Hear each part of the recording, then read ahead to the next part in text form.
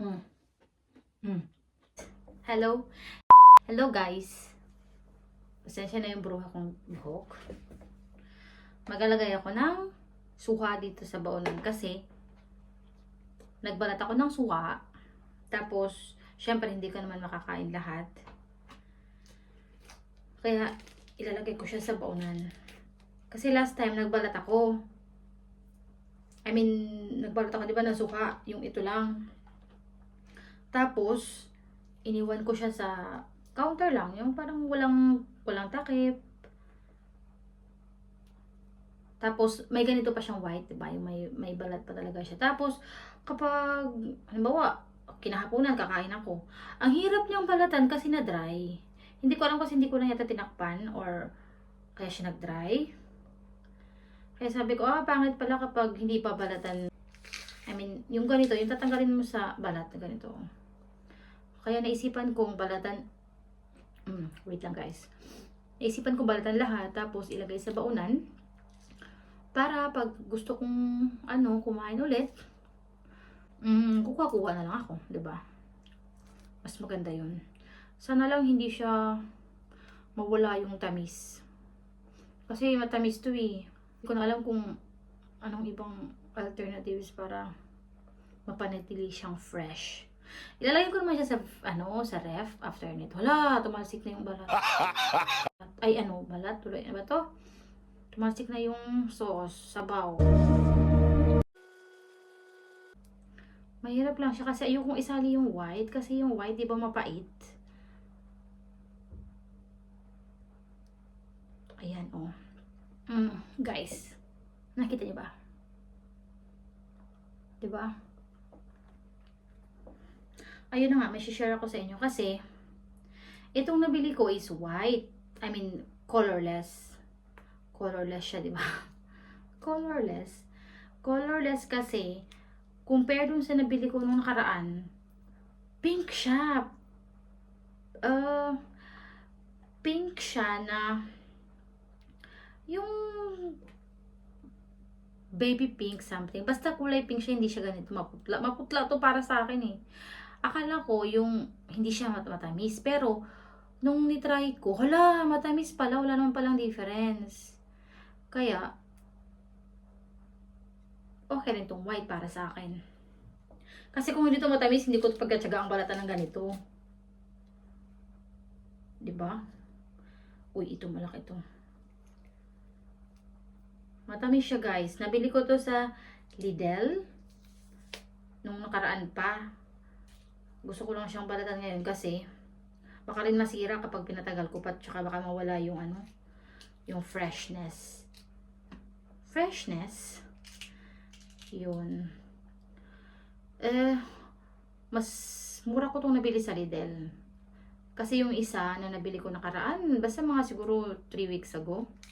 Nabili ko naman yung sa Prisma. Prisma kasi nagtry ako nun sa saan ba yun? Nagtry ako sa K-Market kasi yung mga kakilala ko na nakabili nito sa K-Market daw. Ilang K-Market yung pinuntahan ko pero wala man ako makita. Kaya nung pinasukan akong Prisma, may nakita ako na suka. Ayun, grinab ko na.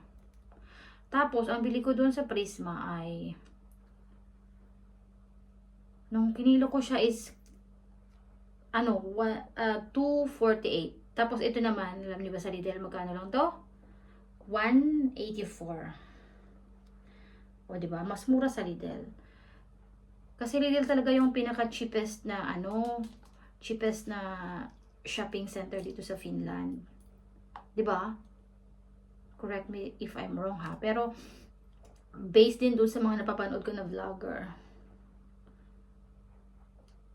Yun nga, Lidl daw is yung may pinaka murang bilihan ng mga pagkain. Kumain na ako guys ng mga ilang piraso pero natatakam pa rin ako. Parang naglalaway. Pero mauubos natin self kaya pigilan mo ang sarili mo. Wala, baka hindi sasakto dito sa baonan ko, okay lang. Mag second batch tayo ng baonan.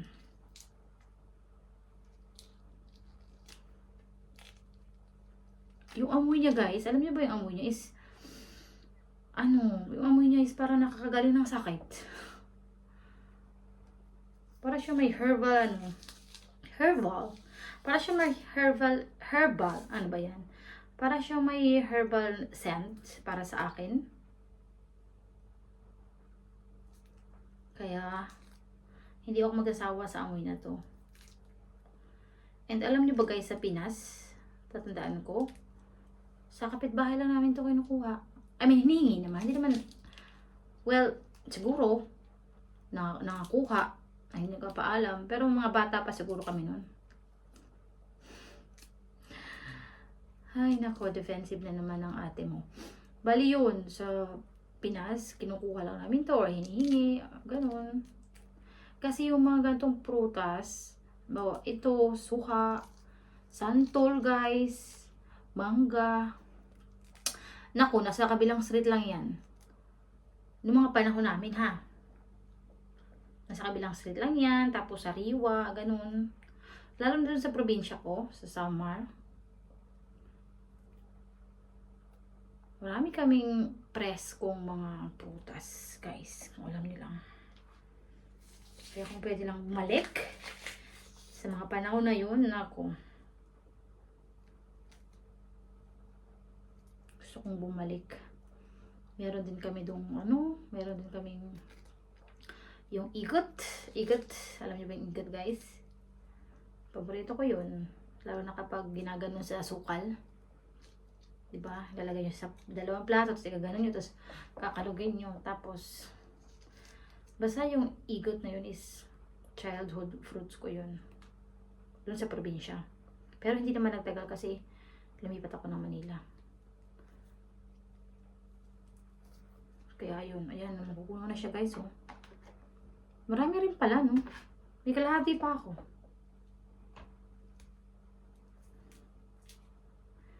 Ilang oras na ako dito. Tapos may pasok pa ako mamayang alauna.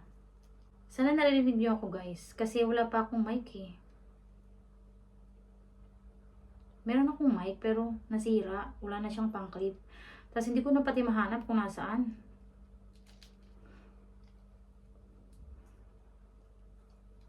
Kaya tiis-tiis muna tayo sa mic ng cellphone. Okay naman, di ba? Narinig din naman ako eh.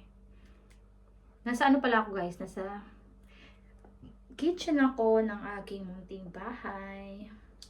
Munting apartment pala. Ayan guys, so puno na. Ngayon, kukuha ako ng panibagong lagyanan. Halimbawa, bukas mag-crave ako, di? Kuha-kuha na lang. Isang batch pa. Wait lang. Aray ko. Dito na lang siguro.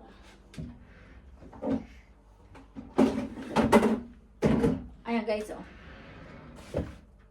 Dito na ilalagay yung second batch.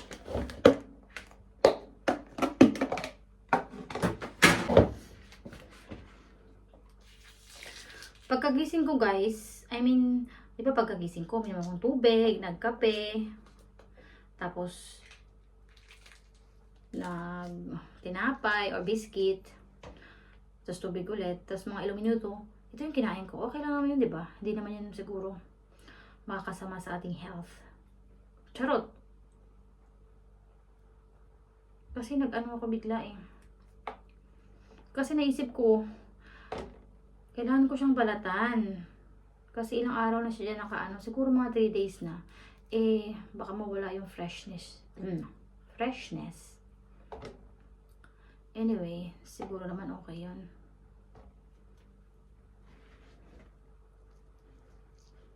Kasi, may gusto rin akong gawin. Kaya gusto kong balatan din ito. Kasi yung balat niya ba, gusto kong i-keep.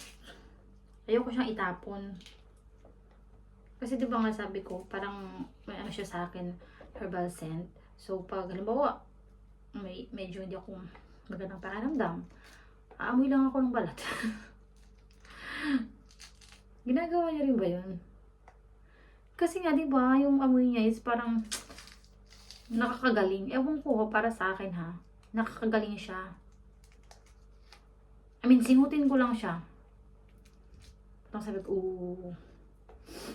ito yun. Parang ganun ba? Wait lang guys, subo natin to kasi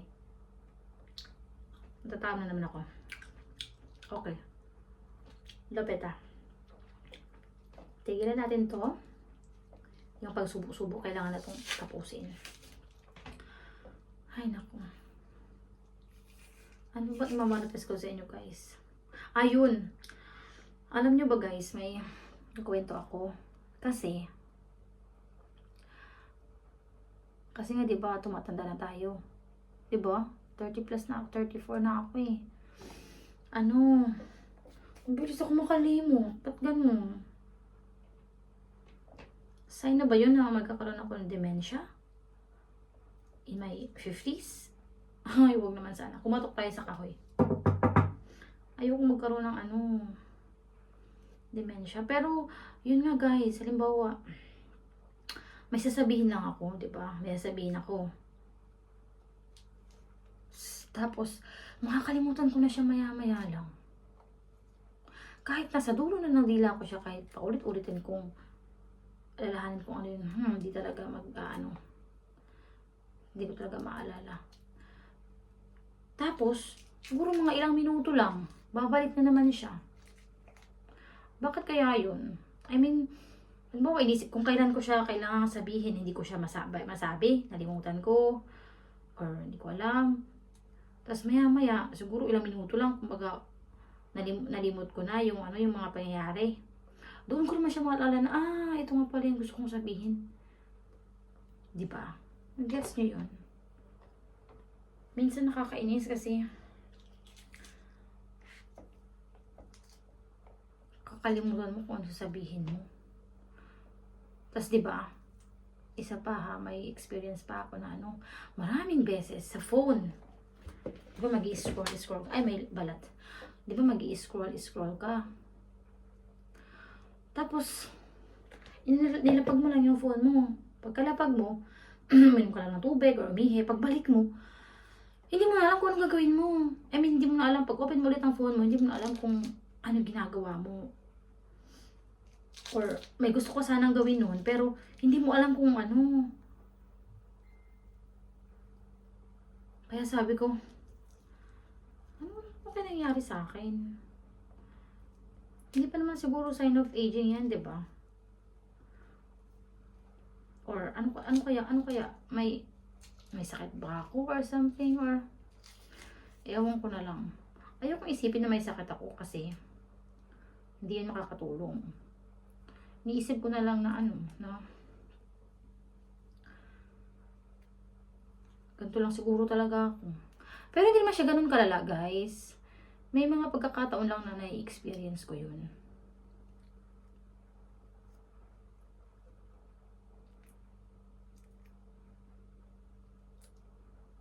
Sa work, hindi ko pa naman siya na-experience.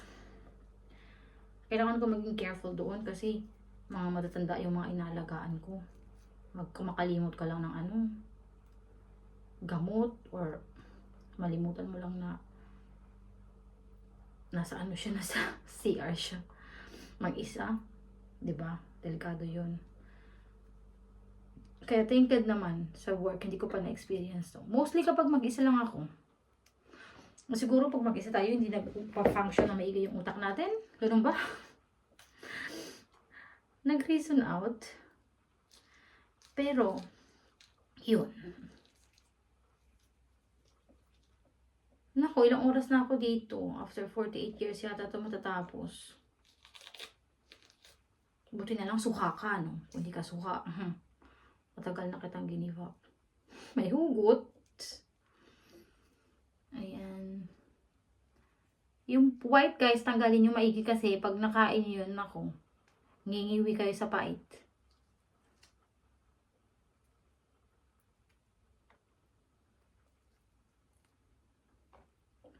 Kasi mapait siya. Hala, ang dami ko ng kalat. Yung kasi din ito, gusto kong itap. I mean, yung white ba niya, yung ito lang ha, yung ito. Pero yung balat mismo na to is ikip ko. Ito, yung mga white na mapait.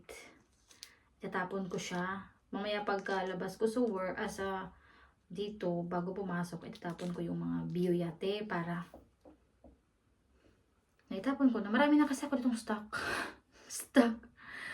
Kasi, natamad naman akong araw-araw itapon. Kung kukunti pa lang, 'di ba? Sayang sayang sa plastic, sayang sa oras. Kaya, siguro mga after 3 days ko siyang tinatapon. Maliban na lang syempre kung kung nangangamoy na ha, itapon yun. Ano ba kayo?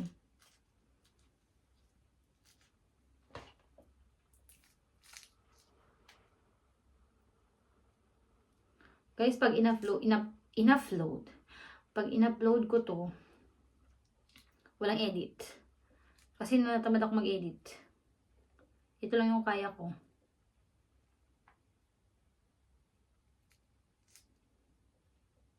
Sana panoorin nyo pa rin. Dito ako mag-upload sa YouTube kasi dito sa Finland, dito sa territory, sa Finland nga, yung Facebook hindi siya namo-monetize. Yun ang sabi nila. Kahit marami kang views, hindi ka mamo-monetize. Kaya, nag-upload lang ako doon for my family, para makita nila kung ano yung ginagawa ko, ganun. And sa mga marites na din. Charot. Yun.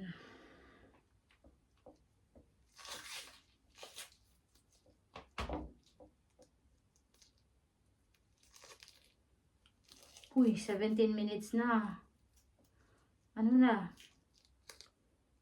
Alas 10 na, may pasok pa ako.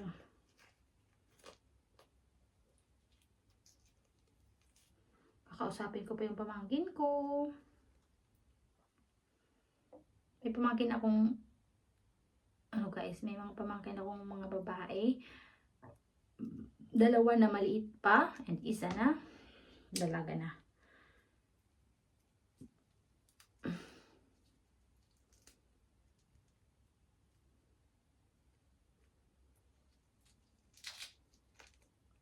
Ang hirap palang mahirap palang mag-video tapos magsalita, no? Parang ganito, magsalita ka, kinakausap mo yung sarili mo. Pero i-push natin to.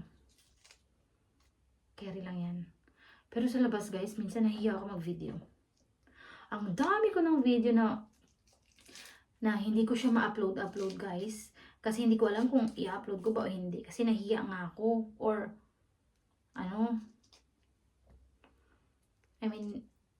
naka-stack lang siya sa phone ko. Hindi ko alam. Siguro after 48 years ko pa i-upload yun. Buhay pa kaya ako after 48 years? Ay, nako self. Last one. Last one. Sana hindi pa malubat yung phone ko.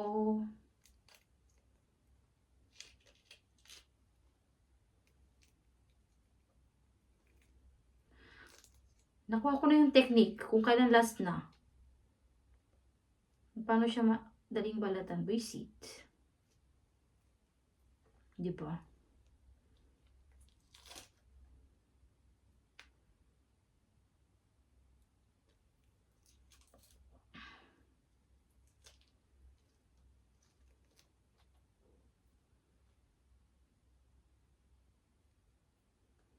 Ayan. Okay na ang ating suha.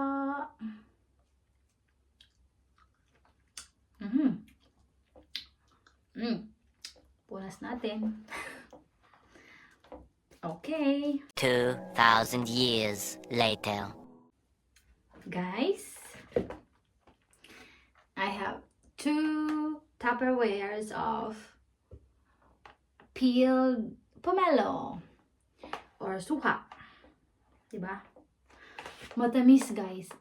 Try nyo na. Yan yung mga balat nyo. Ito, ikikip ko to sa ref para once mag-crave ako, meron ako madudukot. Thank you for watching. Bye!